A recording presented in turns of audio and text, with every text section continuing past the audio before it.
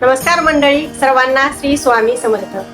तर आज आपल्या चॅनलला 100 सबस्क्रायबर कंप्लीट झालेले आहेत स्वामींच्या आशीर्वादाने आणि यूट्यूब फॅमिलीच्या सपोर्टमुळे.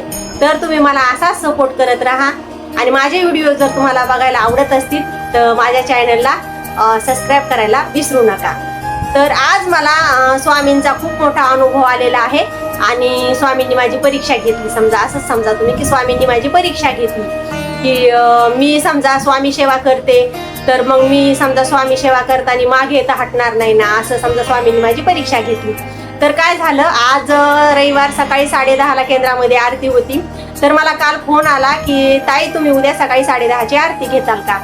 तर मी थोडंसं मनामध्ये विचार केला, कारण की मला सकाळी गव्हाच्या पापड्या घालायच्या होत्या आणि माझी त्याची पूर्वतयारी सगळी झालेली होती. मग मी असा मनात विचार केला की सकाळी ते पण करायचं आपल्याला, मग नैवेद्य करायचा, मग आपलं 10:30 पर्यंत जाणं होईल का, असा थोडासा विचार केला. पण मी नंतर लगेच हो म्हणाले, कारण की स्वामी जर आपल्याकडून सेवा करून घेत आहेत तर आपण त्या समजा नाही म्हणायला न पाहिजे. मी लगेच हो म्हणलं आणि म्हणलं स्वामी आपल्याकडून करून घेतील, समजा कसं का होईना पण सकाळी थोडंसं ॲडजस्ट होईल अशा विचाराने मी हो म्हणले. मग मी सकाळी सकाळी 2:30 वाजता उठले, माझं काम आवरून घेतलं, मी माझ्या पापड्या करून घेतल्या, स्वामींसाठी नैवेद्य बनवला मी आणि मी 10 वाजता शार्प केंद्रामध्ये गेली. तर तिथे बघते तर काय, आरतीसाठी दुसऱ्या एक ताई अजून आलेल्या आणि नैवेद्य घेऊन आलेल्या. ते काय झालं की त्या ताईंना अगोदर काहीतरी काम होतं म्हणून त्या अगोदर नको म्हणाल्या होत्या, म्हणून त्यांनी मला फोन केला. पण अचानक त्या पण आल्या. मग आता नेमकी आरती कोणी करायची. मग मी काय केलं, मी म्हणलं नाही ताई तुम्ही आरती करा. म्हणजे कसं आहे, स्वामी सेवेमध्ये नाही सगळं मीच करणार असं नाही करायला पाहिजे. आपण तसं जर करतो मग आपण स्वामी सेवेकरी कशी.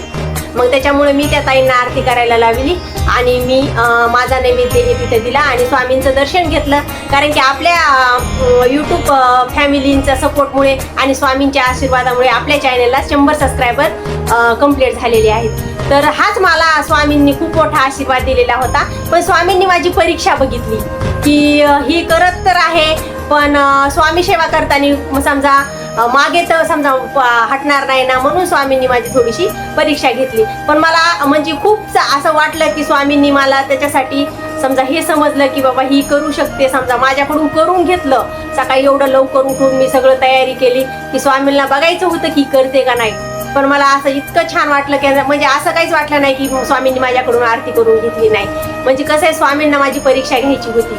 मला थोडंसं याच्यातून आपण कसं अनुभवातून शिकतो.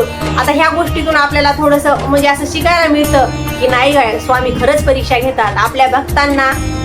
समजा असं कामामध्ये समजा हे करण्यासाठी, आता आपण कसं काम करण्यासाठी थोडासा कंटाळा करतो. तर स्वामींनी जर माझी परीक्षा नसती घेतली तर मी काय सकाळी एवढ्या लवकर उठून एवढं सकाळी आवरून काय केंद्रामध्ये तर काही आज गेलेच नसते. तर आज माझ्या चॅनलला 100 सबस्क्रायबर कंप्लीट झालेत. तर मला स्वामींचा आशीर्वाद मिळाला. मी स्वामींच्या केंद्रात गेले. मी गेले असते पण संध्याकाळी 6:30च्या आरतीला गेले असते. सकाळी काय माझं जाणं झालं नसतं. मला हा अनुभव आलेला आहे आणि मला खूप छान असं वाटलं की स्वामी मला याच्यावरून कळालं की खरंच स्वामी परीक्षा घेतात आपल्या भक्तांची. आपल्या भक्तांना समोर म्हणजे हे करण्यासाठी की नाही तू करू शकतोस, तू कर, असं जाणीव करून देण्यासाठी स्वामी आपल्या भक्तांची परीक्षा घेत असतात.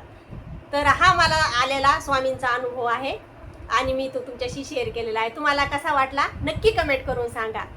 आणि माझे व्हिडिओ जर तुम्हाला बघायला आवडत असतील तर आपल्या चॅनलला लाईक आणि सबस्क्राईब करायला विसरू नका. सर्वांना श्री स्वामी समर्थ.